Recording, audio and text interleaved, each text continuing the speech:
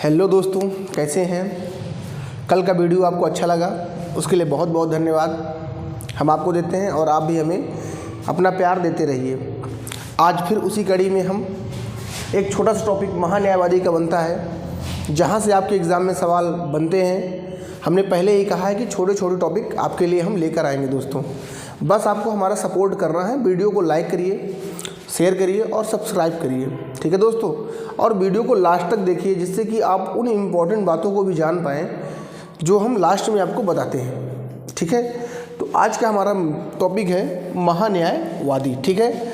अब महान्यायवादी से सवाल सबसे पहला बनता है कि किस अनुच्छेद में इसके बारे में चर्चा है, महान्यायवादी के बारे में। तो अनुच्छेद 76 में है। अनुच्छेद 76 में कहा गया है कि भारत का एक क्या होगा, महान्यायवादी होगा, ठीक है। महान्यायवादी का काम क्या होता है, तो कानूनी विषयों पर इससे परामर्श लिया जाए। कानूनी विषयों पर इससे क्या लिया जाता है, परामर्श लिया जाता है, ठीक है। अब यहाँ कानूनी विषय आ गया तो इसका मतलब जो महान्यायवादी होगा उसको कानून का अच्छा खासा जानकार होना होगा, ठीक है।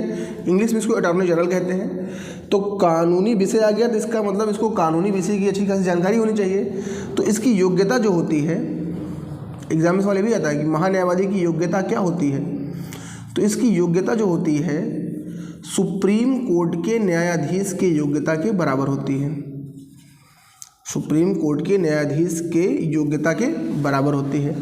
अब सुप्रीम कोर्ट के न्यायाधीश या किसी भी न्यायाधीश के लिए होना चाहिए कि 10 साल की वह वकालत कर चुका हो या 5 साल तक किसी भी न्यायालय में जज के रूप में काम कर चुका हो, तभी वह सुप्रीम कोर्ट का न्यायाधीश बन सकता है दोस्तों, ठीक है। तो योग्यता ये ध्यान रखिएगा आप, बहुत इंपॉर्टेंट योग्यता भी है कि उसके पास योग्यता क्या हो, सुप्रीम कोर्ट के न्यायाधीश के बराबर इसकी योग्यता होनी चाहिए, ठीक है। यह प्रथम विधिक अधिकारी होता है। एग्जाम में आता है प्रथम विधिक अधिकारी कौन होता है, तो आप कह सकते हैं प्रथम विधिक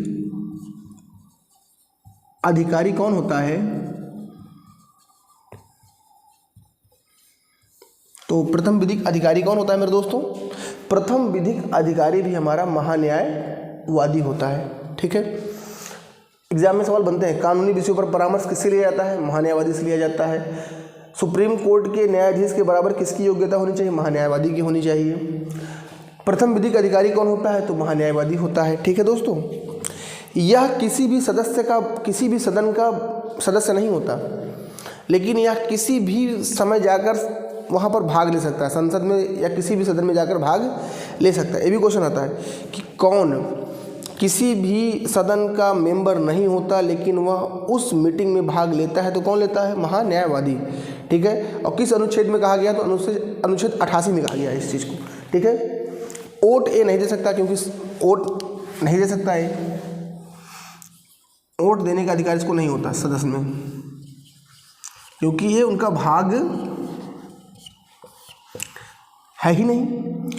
वोट नहीं देता क्यों, क्योंकि उनका भाग नहीं है।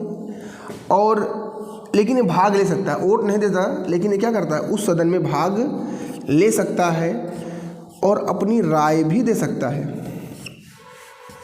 ठीक है। कि ऐसा होना चाहिए, ऐसा नहीं होना चाहिए, ये अपनी राय भी अच्छे खासी उन चीज़ों को दे सकता है कि क्या कैसे होना चाहिए। वोट नहीं दे सकता कौन, महान्यायवादी, लेकिन भाग लेता है, ठीक है। इसका कार्यकाल क्या होता है मेरे दोस्तों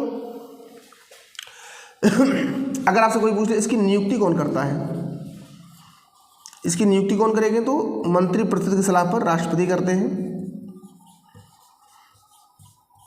और यह अपना त्यागपत्र किसको देता है, यह अपना त्यागपत्र भी राष्ट्रपति को ही देगा। यह अपना त्यागपत्र भी किसको देगा, राष्ट्रपति को ही देगा। अब एक लास्ट में सवाल आता है इसका कार्यकाल कितना होता है मेरे दोस्तों, इसका कार्यकाल कितना होता है। तो इसका कार्यकाल कितना होगा,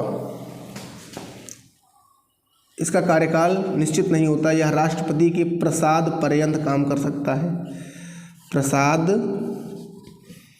पर्यंत काम कर सकता है मेरे दोस्तों, इसे ध्यान रखना। ये प्रसाद पर्यंत काम कर सकता है। इस बात को स्टार बनाकर आप नोट कर लीजिए कि महान्यायवादी का कार्यकाल जो होता है वो राष्ट्रपति के प्रसाद पर्यंत होता है।